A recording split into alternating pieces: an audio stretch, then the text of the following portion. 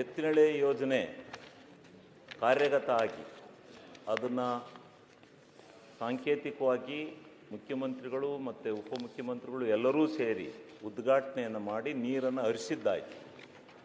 ನೀರನ್ನು ಹರಿಸಿ ಮುಂದಕ್ಕೆ ಹೋಗ್ದಲೇ ಬೇಲೂರು ಹತ್ರ 8 ಕಿಲೋಮೀಟ್ರು ಇದನ್ನು ಫಾರೆಸ್ಟ್ನರು ತಡೆ ಒಡ್ಡಿದ್ರಿಂದ ಅದು ಅಲ್ಲಿಗೆ ನಿಂತಿದೆ.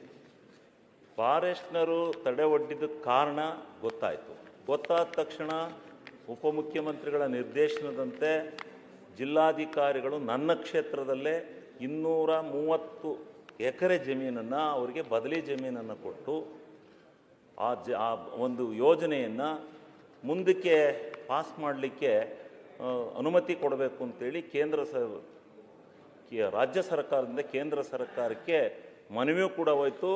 4-5 ಸಾರಿ ಉಪಮುಖ್ಯಮಂತ್ರಿಗಳು ಹೋಗಿ ಅಲ್ಲಿ ಮೀಟಿಂಗನ್ನೆಲ್ಲ ಮಾಡಿದ್ದಾರೆ. ಆದರೆ ಈ ಬದಲಿ ಜಮೀನು ಕೊಟ್ಟಾದ ಮೇಲೆ ಮತ್ತೊಂದು ತಕರಾರು ತೆಗೆದ್ರು ಈ ಅರಣ್ಯ ಇಲಾಖೆಯವರು. ಏನು, ಎರಡೂ ಕಡೆ ಬಗರು ಹಾಕಿರೋ ಮಣ್ಣಿದೆಯಲ್ಲ, ಆ ಮಣ್ಣಿಗೆ ಬದಲಿ ಭೂಮಿ ಕೊಡಿ, ಇದು ನೀವು ನಮ್ಮ ಮಣ್ಣನ್ನು ಭಾಳ ಅಕ್ವೈರ್ ಮಾಡ್ಕೊಂಬಿಟ್ಟಿದ್ದೀರಿ ನೀವು ಅಂತ ಹೇಳ್ಬಿಟ್ಟು ಮತ್ತೊಂದು ಹಾಕಿರು. ಅವರು ಇಲ್ಲಿಂದ ಡೆಲ್ಲಿ ಭೂ ದೂರ್ ಹೈ ಅಂತ ಹೇಳ್ತಾರಲ್ಲ, ಹಂಗೆ ಈ ನಮ್ಮ ಕರ್ನಾಟಕ ರಾಜ್ಯದಲ್ಲಿ ನಾನು ತಿಳಿದಿರೋ ಮಟ್ಟಿಗೆ ಇವತ್ತು ನಿಂತಿರ್ತಕ್ಕಂಥ ಬಹುತೇಕ ನೀರಾವರಿ ಯೋಜನೆಗಳು ಈ ಅರಣ್ಯ ಇಲಾಖೆಯವರ ಅವರು ಅದನ್ನು ಏನು ಹೇಳಬೇಕೋ ಪದ ಉಪಯೋಗಿಸ್ಬೇಕೋ ಗೊತ್ತಿಲ್ಲ, ಅಲ್ಲಿ ಏನೂ ಇಲ್ಲ, ಅಂಗುರ್ಗುತ್ತಿ ಇಲ್ಲ. ಡೀಮ್ಡ್ ಫಾರೆಸ್ಟ್ ಅಂತ ಯಾವುದೋ ಕಾಲದಲ್ಲಿ ಅಳದದ್ದನ್ನು ಈಗ ಬಂದು ಅವರೇ ಆ ಸರ್ವೆ ಮಾಡಬೇಕಾದ್ರೆ ನಾವು ಇದ್ದೋ, ಆ ಸರ್ವೆ ಮಾಡಬೇಕಾದ್ರೆ ಇಲ್ಲಿ ಡೀಮ್ಡ್ ಫಾರೆಸ್ಟ್ ಇಲ್ಲ ಅಂತೇಳಿ ದಾಖಲಾತಿ ಸೈನ್ ಹಾಕಿ ಕೊಟ್ಟಿದ್ದಾರೆ ಫಾರೆಸ್ಟ್ನರ ರೇಂಜ್. ಇದು ನಮ್ದು ಅಲ್ಲ ಭೂಮಿ ಅಂತ. ಈಗ ಯಾರೋ ಡೆಲ್ಲಿಯಿಂದ ಬಂದು ಈ ಭೂಮಿ ನಮ್ಮದು ಅಂತ ಹೇಳಿ ಈ ಭೂಮಿ ನಮ್ಮದು ಅಂತ ತಕರಾರು ಹಾಕಿ ನಿಲ್ಲಿಸಿ ಅದಕ್ಕೆ ಪರಿಹಾರನೂ ಜಮೀನು ಕೊಟ್ಟದ್ದಾಯಿತು. ಈಗ ಆ ಮಣ್ಣನ್ನು ನೀವು ಬೇರೆ ಕಡೆ ಕೊಡಿರಿ, ಆ ಮಣ್ಣನ್ನು ಹೊಡಿದಲ್ಲೇ ನಾವು ಕೊಡೋದಿಲ್ಲ ಅಂತೇಳಿ ಈ ಅರಣ್ಯ ಇಲಾಖೆಯಿಂದ ಕೇಂದ್ರ ಸರ್ಕಾರದ ಈ ಅರಣ್ಯ ನೀತಿಯಿಂದ ಅವ್ರು ಮಾಡಿರ್ತಕ್ಕಂಥ ಈ ಅವ್ಯವಸ್ಥೆಯಿಂದ ಇವತ್ತು ಕರ್ನಾಟಕದಲ್ಲಿ ನಮಗೆ 2 ಸಾರಿಯಿಂದ ನೀರು ತುಮಕೂರವರೆಗೂ ಬಂದಿರೋದು. ಆ ಕಾರ್ಯಕ್ರಮ ಉದ್ಘಾಟನೆ ಆದರೂ ಕೂಡ ನೀರು ವಾಣಿ ವಿಲಾಸ ಸಾಗರ ಕಡೆಗೆ ತಿರುಗಿಸಿ ಆ ವ್ಯಾಲ್ಯೂಗೆ ಬಿಡ್ತಾ ಇದ್ದೀವಿ. ನೀರು ಮುಂದೆ ಕರಿತಾ ಇಲ್ಲ. ಅದರಿಂದ ಮುಖ್ಯಮಂತ್ರಿಗಳು ಅನೇಕ ಸಾರಿ ಹೋರಾಟ ಮಾಡಿದ್ದಾರೆ, ಅವ್ರದ್ದೇನು ಇದರಲ್ಲಿ ತಪ್ಪಿಲ್ಲ. ಆದರೆ ತಪ್ಪು ಆಗಿರ್ತಕ್ಕಂಥದ್ದು ಅರಣ್ಯ ಇಲಾಖೆ, ಅರಣ್ಯ ಮಂತ್ರಿಗಳಿಲ್ಲ. ಅವರು ಪ್ರಯತ್ನ ಪಟ್ಟಿದ್ದಾರೆ, ಅರಣ್ಯ ಮಂತ್ರಿಗಳು. ನಾವು 2 ಸಾರಿ ಹೋಗಿ ಬಂದಿದ್ದೀವಿ ಡೆಲ್ಲಿಗೆ, ಹೋದ್ರೂ ಅಲ್ಲಿ ಯಾರು ರೆಸ್ಪಾನ್ಸ್ನೇ ತಗೊಳೋದಿಲ್ಲ. ಅಲ್ಲಿಡ್ತೀವಿ, ಇಲ್ಲಿಡ್ತೀವಿ, ಆ ಮೀಟಿಂಗ್ ಇಡ್ತೀವಿ, ಈ ಮೀಟಿಂಗ್ ಇಡ್ತೀವಿ ಅಂತೇಳಿ ಅಂತಂದು ಹೇಳಿ ಕಳಿಸ್ತಾರೆ. ಯಾತಕ್ಕೆ ಈ ಧೋರಣೆ?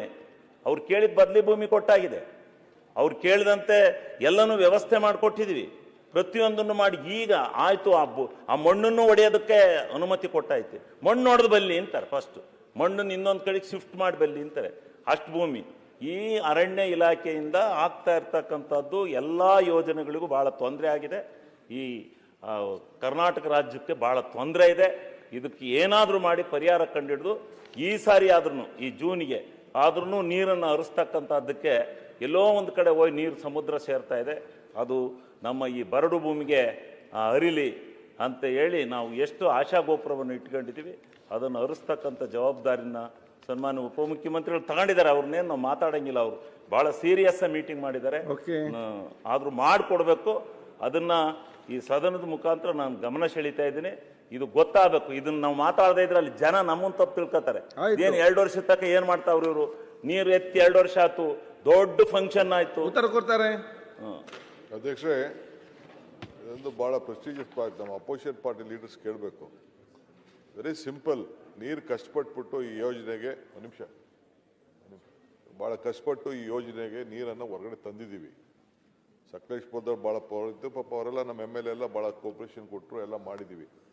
ಏನಾಗಿದೆ, ಹಿಂದೆ ರೆವಿನ್ಯೂ ಡಿಪಾರ್ಟ್ಮೆಂಟು ಜಮೀನು ಅಂತೇಳಿ ನಾವು ಕೆಲಸ ಮಾಡಿಬಿಟ್ಟು ಅವ್ರ ಕಾಂಪನ್ಸೇಷನ್ ದುಡ್ಡು ಕೊಟ್ಬಿಟ್ಟು, ಅದಾದ ಮೇಲೆ ಫಾರೆಸ್ಟ್ ಅವರು ನಮ್ಮದು ಅಂತ ಬಂದಾದ್ಮೇಲೆ ಆಯ್ತಪ್ಪ ನಿಮ್ಮದೇ ತಗೊಳ್ಳಿ ಅಂತ ಅಂದ್ಬಿಟ್ಟು ಅವ್ರಿಗೂ ಆಲ್ಟರ್ನೇಟಿವ್ ಲ್ಯಾಂಡು ಕೊಟ್ಟವು.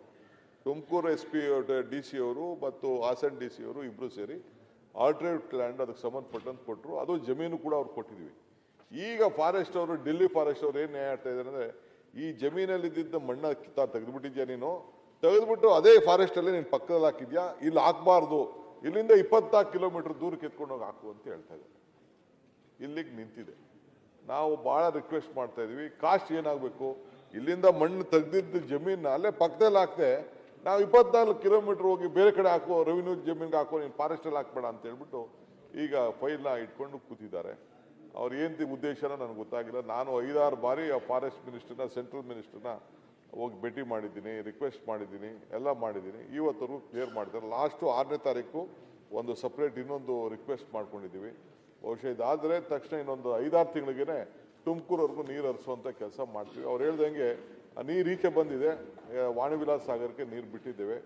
ಅವ್ರದ್ದು ಕಳಕಳೆ ಇದೆ. ಈ ನನ್ನ ಮೇಜರ್ ಪ್ರಾಜೆಕ್ಟ್ಸ್ ವಿಚಾರದಲ್ಲಿ ಸೆಂಟ್ರಲ್ ಗೌರ್ಮೆಂಟ್ ಮಿನಿಸ್ಟರ್ ಹತ್ರ ಹೋಗಿ ರಿಕ್ವೆಸ್ಟ್ ಮಾಡಿಕೊಂಡು ಇದು ಒಂದು ಕ್ಲಿಯರೆನ್ಸ್ ಮಾಡ್ಕೊಂಡು ಬರಬೇಕು. ಇದು 5 ನಿಮಿಷಕ್ಕೆ ಕ್ಲಿಯರ್ ಮಾಡ್ಬೋದು, ಏನು ದೊಡ್ಡದೇನಿಲ್ಲ. ಬಟ್ ಏನೋ ಸ್ವಲ್ಪ ಅಲ್ಲಿ ರಾಜಕಾರಣ ಕಾಣ್ತಾ ಇದೆ.